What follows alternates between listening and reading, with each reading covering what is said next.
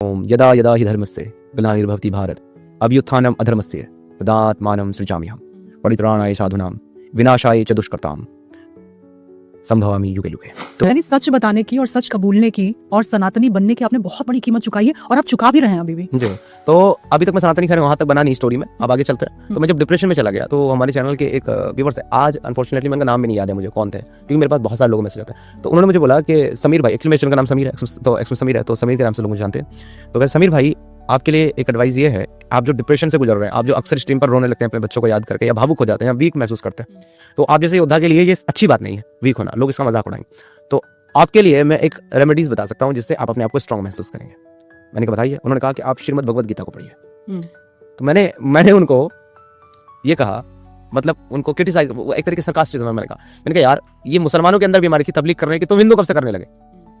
उन्होंने कहा कि नहीं देखिए, मैं ये बिल्कुल नहीं कह रहा हूँ कि आप श्रीमद् भगवद गीता को पढ़ के भगवान श्री कृष्ण को भगवान मान लीजिए या आप हिंदू बन जाए। नो, मैं कह रहा हूँ श्रीमद् भगवद गीता में आपकी ये जो प्रॉब्लम है, जो सिचुएशन है, इसका सॉल्यूशन है। अगर आपको नहीं मिला पढ़ने के बाद, आप मुझे जो चाहे बोल दीजिएगा, मैं आपको कभी नहीं कहूँगा आप सनातन अपनाइए, क्योंकि हमारे यहाँ तबलीग या कन्वर्जन होता ही नहीं है भैया, हम नहीं करते।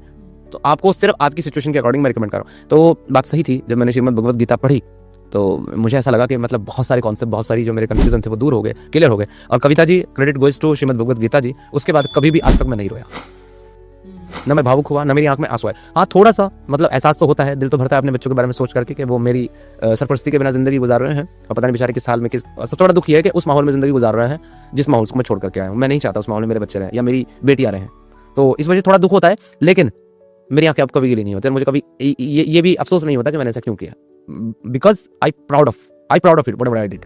मुझे गर्व है इसके ऊपर, और मैं समझता हूँ कि मेरे जैसा शायद दूसरा बहुत मुश्किल है बनना।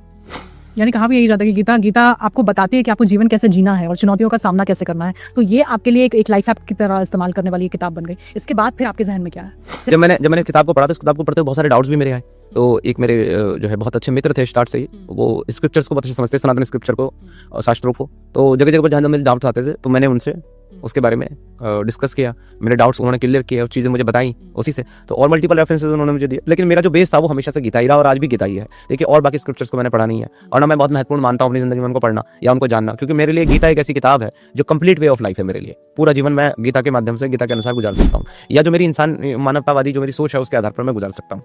तो मुझे ये भी जरूरी नहीं है टैग लगाना अपने माथे पर कि मैं सनातनी हूँ जी, मैं हिंदू हूँ, मेरे भगवान ये है, मेरे वो है। नहीं, मेरे लिए गीता को पढ़ने के आधार पर मेरे लिए सबसे महत्वपूर्ण अगर कोई चीज़ है तो वो केवल एक चीज़ है, और उसमें फिर आगे और बहुत सारी कैटेगरीज है। मेरे लिए सबसे महत्वपूर्ण, सबसे इंपॉर्टेंट मेरा कर्म है, और वो कर्म में जो कैटेगरी है वो कर्म मानवता के हित में होना चाहिए, कल्याणकारी होना चाहिए, जीवों के भी हित में होना चाहिए। मेरा कर्म कोई ऐसा ना हो जिससे दूसरों का नुकसान हो, दूसरों को तकलीफ पहुंचे,